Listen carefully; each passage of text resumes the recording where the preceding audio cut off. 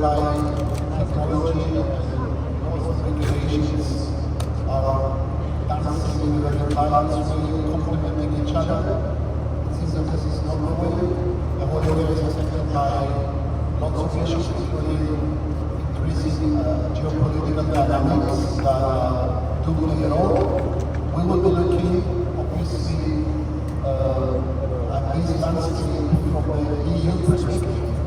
And the EU has taken the lead in certain areas, and some say for the better, some say for the worse.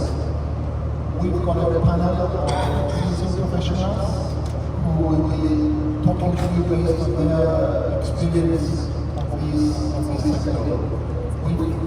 We've seen recently that technology innovation creativity is running, and it cannot be stopped. It's fueled by the drive, by the enthusiasm of individuals to create and to foster creativity. And of course, regulation is running after it, trying to prevent misuse or abuse of it, or sometimes trying to make sure that we will not end up in a chaotic situation. So how does that play out? And most importantly, how all of us, how the tech entrepreneurs need to pay attention and reach areas to new laws and regulations coming up. I would like to start the panel by first addressing a question to Elias Neocleous. Elias, you are the first chief scientist of research and innovation science, so you did have the opportunity to see the policy making, the regulatory landscape in your previous role, and now you lead a firm, an advisory firm in the tech and the innovation space, so you look at things from the private perspective. So how does that play out? What do you say to us? What do you say to tech entrepreneurs about this interplay between tech and the regulations? First of all, thank you for the introduction. I couldn't agree more with the fact that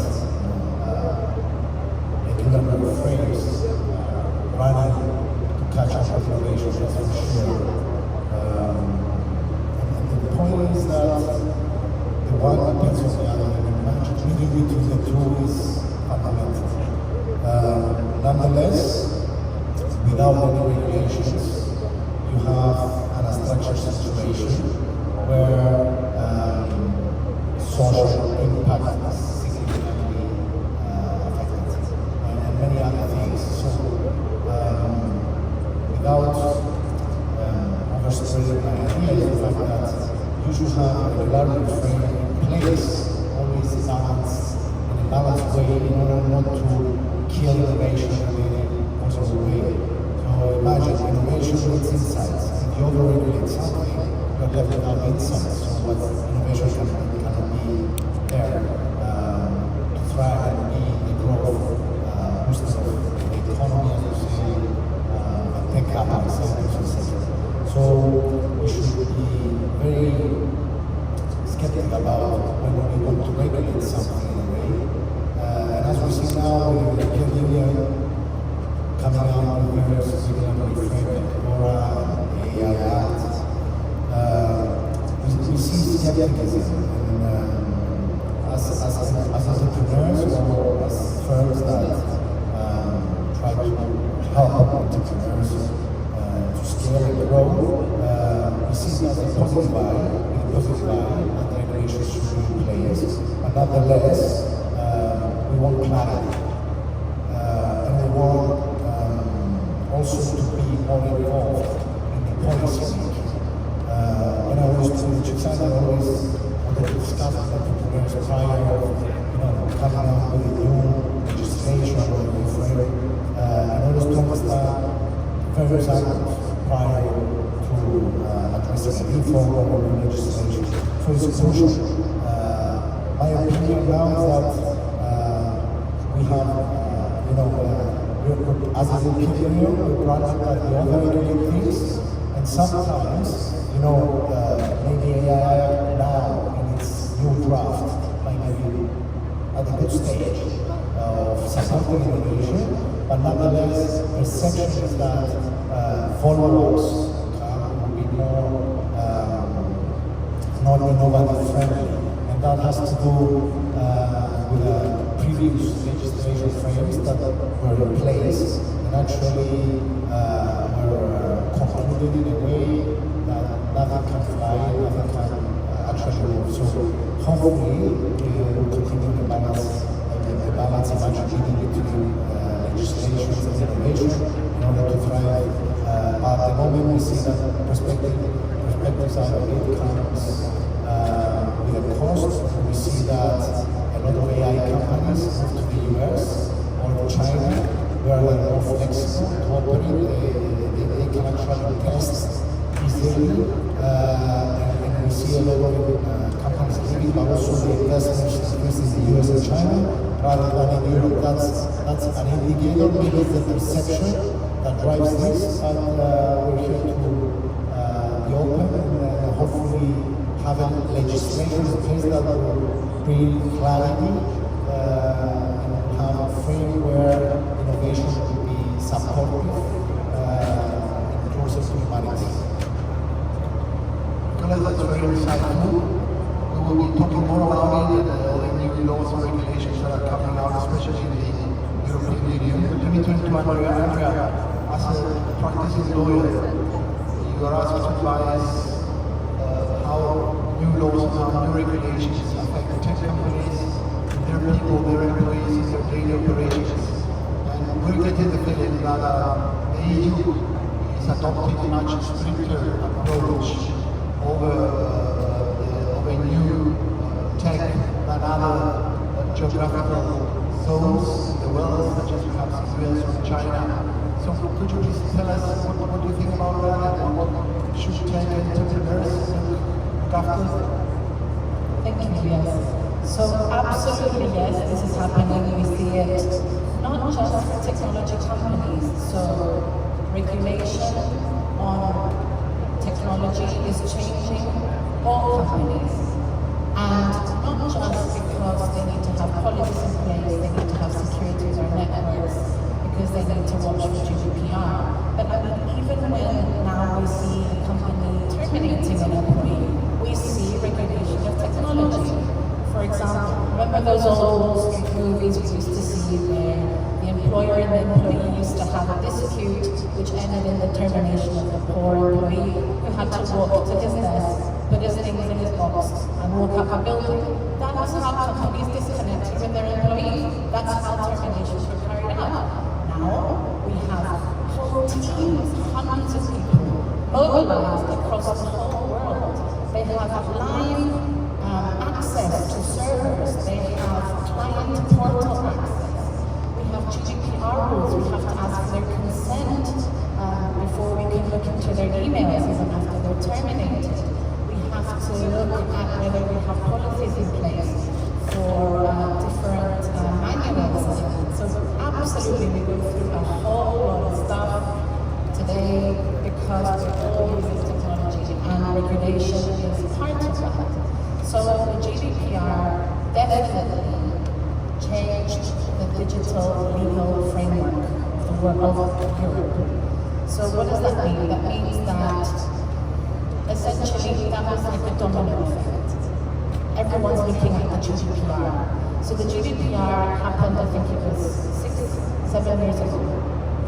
And since then, it's evolved into even case law at the European Court of Justice level. It's become new laws. It's influenced the AI Act. It's influenced the European Data Reform Act, Data Governance Act. So essentially, yes, Europe has a more complex regulatory, let's say, its number one priority is regulation rather than perhaps innovation. But Europe is a lucrative market. It has about 500 million affluent consumers, and global companies know that. And they don't want to not be able to access that market. And so just like the US looks at the GDPR as, let's say, the golden standard for privacy law, and the EU being the leader, now we see states like recently Oregon has a more strict adoption of privacy laws. And California's done it, Delaware's done it, So at the end of the day, we see in our practice as well, working with international clients, non-EU companies want to have compliance with EU laws because there's the Brussels effect, they say, which is the extraterrestrial effect that we have. You don't exist in the EU, but you want to offer your products to the EU. So all of that makes it, let's say, the EU's way of regulation makes it important for businesses, and it makes good sense to have in mind what the EU's plans are. So that's why we're talking about this today. But I do see, reading the regulation, I do see that the EU is not some kind of innovation shutdown monster. I see that they do differentiate between the different technologies that exist. For example, I see there's a ban on biometric mass surveillance, which is facial recognition. And we don't like that type of innovation, not even for law enforcement. But then you mentioned China. China is doing amazing work in facial recognition. It's leading the way. What do they use it for? Law enforcement? Yes. If you're on the tube, if you're on the train, you don't have a ticket, facial recognition, you're out. But they don't stop there. The innovation that's been created is these new systems that have access to live and after the fact facial recognition is constantly incentivized to keep, finding things to do with that data. And real estate agents in China use facial recognition. You walk into a real estate agency and they will scan your face, attach it to your ID, load up your income, and that's a good bargaining power because then I can adjust the price if you've got lots of, if you've just bought a house, I can see your previous purchases, and that's considered fantastic innovation. But Europe differentiates. Europe wants innovation that is good for the general society, for the ideas. They are regulating against innovation that causes social classification. They're regulating against what we call surveillance capitalism, which is essentially every aspect of human experience, which is sort of mined for data and sold to different companies for different reasons. So, by the way, I'm not running for a member of the European Parliament. It sounds like I am, but I'm not next week. So essentially what Europe is trying to do is become a digital powerhouse by lifting the internal barriers within a safe haven that is the European Union, which would allow us to have a unified European data market. And that's the power we want to have. So, just to close, I am very optimistic about the EU and the way that the regulation is coming in, because I feel like, as Dr. Shoshana Zuboff, who is American, she's an American professor, she said that the way that the EU is doing it, and she said, bravo, is democracy enhancing innovation rather than democracy eroding innovation. And that will help the innovation that we diffuse into the society be easier to make a sustainable growth in innovation because they will trust it because of the safeguards. So I'm optimistic. Yeah, that's incredibly interesting. And obviously our regulation is bad, this is for entrepreneurial activity. Also, we need to keep in mind that the EU is one of the champions of human rights in the whole world. So we always need to look out as to how human individual rights balance out when they need to regulate technology, regulate always these things that are coming into place. So let me turn now to Fabian. Fabian, you are an incredibly strong believer of innovation. Innovation is the key. Comes at the second stage, and of course, the leading innovation, arguably of our times, is AI. And for some people, AI, I was talking to Google the other day, and he was telling me that AI is a metric of future success, power, and wealth.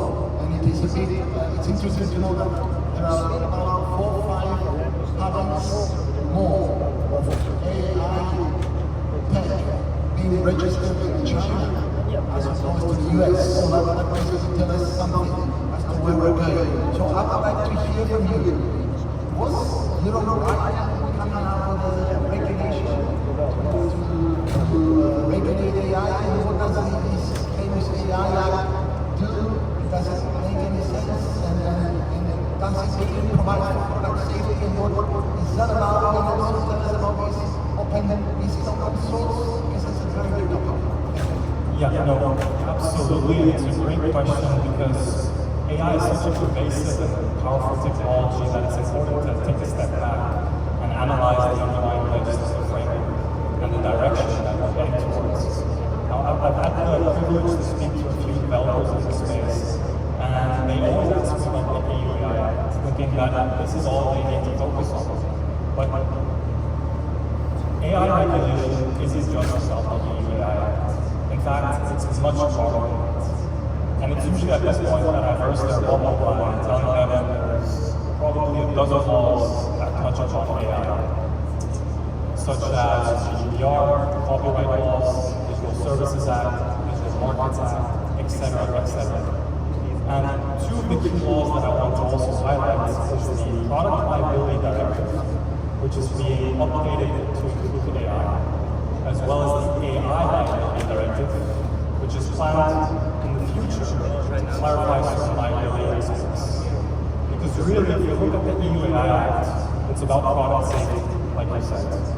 And I know this is a lot to digest, but just remember that we're still trying to pin down AI and really crystallize our regulatory framework.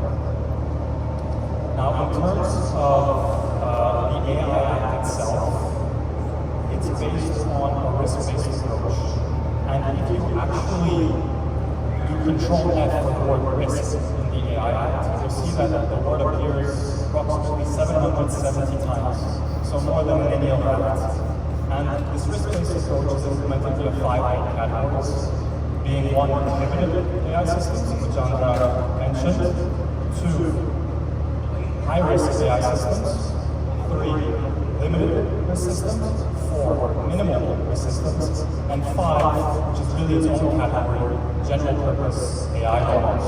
And each category will have its own requirements and its own exemptions. But the key focus, the centerpiece, is really the high-risk systems. And these are the systems dealing in essential services such as education, employment, insurance, etc., or for products that are already regulated by the EU. And these high-risk systems, they have a long list of obligations, such as the fundamental rights of impact assessment, conformity assessments, proper data governance, risk management systems, ensuring human oversight, proper record keeping, and so on and so forth. So it can get quite onerous for the parties involved. You also asked me about the open source question. Now the short answer is it is accounted for in the AI Act, but, and by the way, the AI Act provides for exemptions for open source, but these exemptions will only apply to AI systems apart from prohibited systems, high-risk systems, and any open source model that is deemed capable of systemic risks. And we determine this either via compute power or by decision of the European Commission. So this specific topic is quite a massive topic and it's quite controversial. It's one of the reasons actually why the final text of the AI Act was Well, let's see how this act plays out, and as time goes by, we will be able to see whether the EU continues to stay at the front of developments in the AI space, or it lags behind other geographic zones. So let us put to the side AI for a second, and let's move to another area which is even equally important as the AI, and that's cybersecurity. Emilia, I know you are very much involved with that, and we've got new acts that are coming to play, the Cyber Resilience Act, the EU level, and of course the famous DORA. Can you tell us a little bit about that? What do they do? What's their importance? And what business people involved in running or large companies should be aware of? Pay attention to. Thank you. It's very clearly is that AI has been the centerpiece, and as reflection shows today, it will keep being the centerpiece for the next couple of years.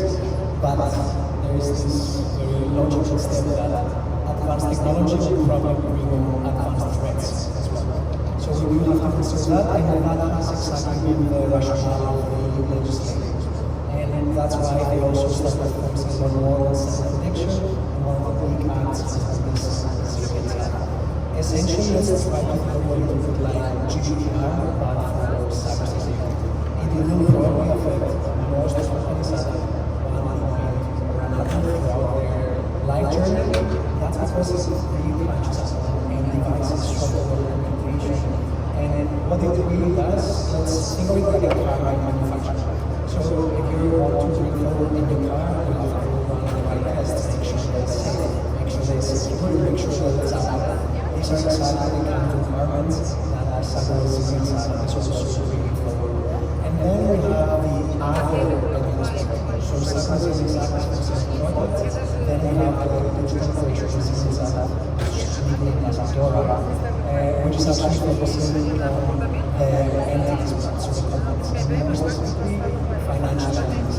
If you are working at a financial firm and you're supposed to get into the attention right now, DORA has these two key aspects. Number one is to decrease risk management internally for companies, and number two, and maybe more importantly on an EU-wide level, is to harmonize all the regulations that they have.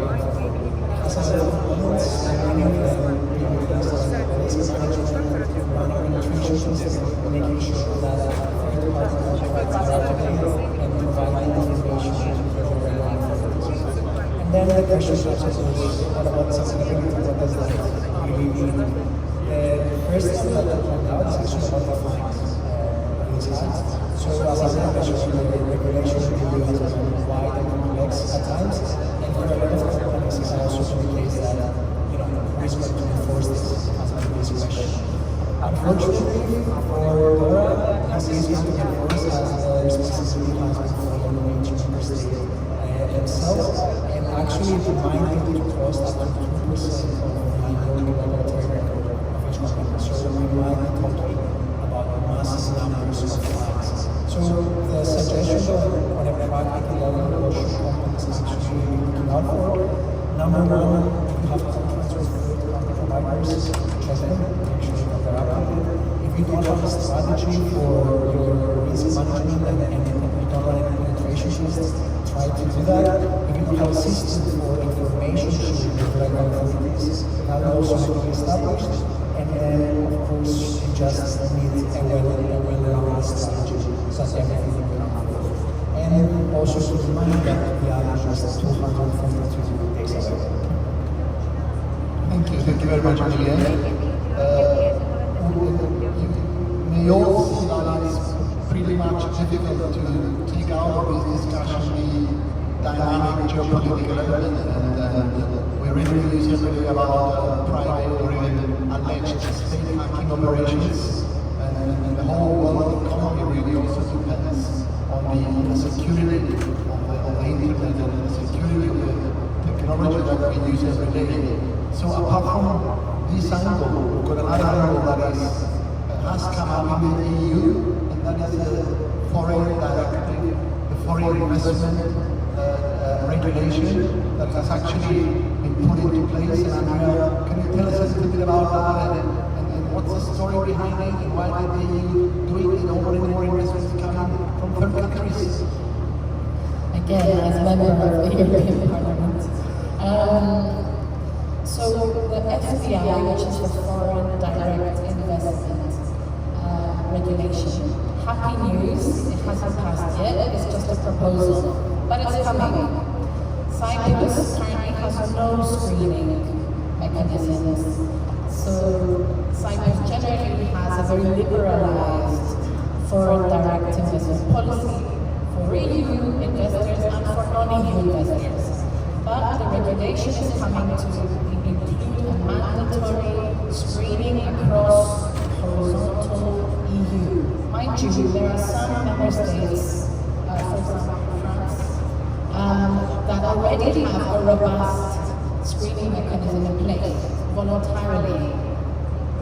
But after the regulation, everyone will need to do that. So because we're running a bit low on time, I'll just go through for tech companies why the FBI is important. So if you're a tech company that deals with developing or utilizing critical technologies, so what are critical technologies? AI, robotics, cybersecurity, quantum computing, chips. There's one more. So what do you need to watch out for? The EU doesn't want you selling your company to an entity that will control this technology and perhaps may pose a risk to EU security and public order. That's the reason they're doing this. They want to increase transparency between member states and the European Commission in order to allow for long-term investment, sustainable economic growth, again within the safe haven of Europe. Another thing that tech companies need to know about in relation to this directive is if they have IP, so valuable IP, that's in the proposal. In the proposal, they've managed to say that if you have a company that has valuable IP, you also need to go through screening if you're going to sell your company, because the foreign investor might have control over your IP. Another thing is supply chain. The EU doesn't want you to sell your company to an investor that might disrupt the stable supply chain that exists. And lastly, handling of data. So in terms of handling and storage of data, if you are a tech company that handles especially sensitive and personal data, your foreign investment will be something that will be scrutinized if you sell your company. So again, it's in the spirit of transparency, knowing your investor and seeing if your investor will cause any problems to the EU in terms of public order or security. If they are. Surely you are a member of the European Parliament. You are really trying to make sense out of these regulations, laws that come into place. Of course, clarity, Nicola, is not there. And we do lack clarity in interpreting all these legislative process. And politics, unfortunately, come always into play. And when we try to do this, to keep politics at the back of our mind. So, let's finish with you. I mean, you've seen all these regulatory changes that are coming in Europe, and those, of course, do impact innovation, and do impact people who want to move on, get things done, break things, to create something nice, and of course, they won't flag fast. How does that? I mean, what would you like those people to do? Do you have any examples to share with us on how maybe you react, many of the cases that are coming either as a chief scientist or in your new capacity as a founder of a private firm? First of all, hold our partner with you guys, because in my portfolio now, companies like good hands on to get out of these complex regulations that though are part of their growth design, so you cannot count them out. So you have to know and design well in order to find legislations and frames that are bottlenecks of your growth. So therefore we have done this partnership and medical sense. On the other hand, another positive thing we realize is that currently other companies in the AI space, as you're saying, they use sandboxes, we use data, so at that point we're fine. The point is that the deliverable and the deployment should be very well aligned with the legislation. That's a parallel process. Nonetheless, a lot of companies test, they are able to experiment. In any case, the new draft testing, you get licenses, you get data, you get access to data, you get access to supercomputers that that a small company cannot purchase a supercomputer on ice, and test algorithms and models. Nonetheless, a lot of companies will move on to a supercomputer, shared supercomputer to set up the interface and how they work, but generally you can test fast. So, frankly enough, we can move on and grow our companies. Currently, at the end of the day, Europe needs this. So if we don't scale, if we don't support our companies to grow in our world, right? Eventually we're left out without any economy and without any financial quality, positive footprints in place. We talk about human rights. Human rights will not be there even if legislation from everybody's hunter in place when all decisions that are not comfortable for humanity at some point should be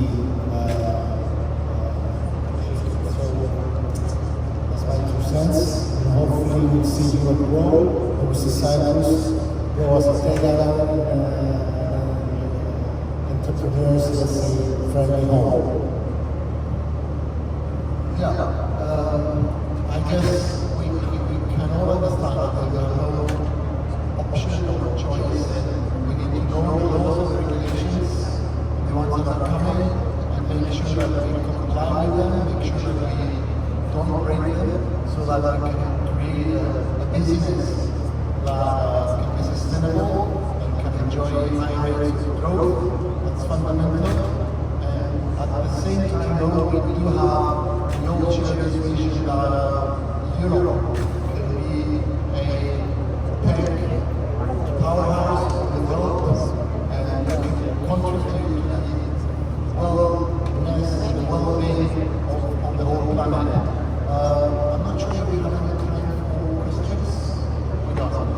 Well, some of the slides came up late. You can contact us and we're happy to talk to you and share any other information. I want to thank my fellow panelists for their contribution and thank you all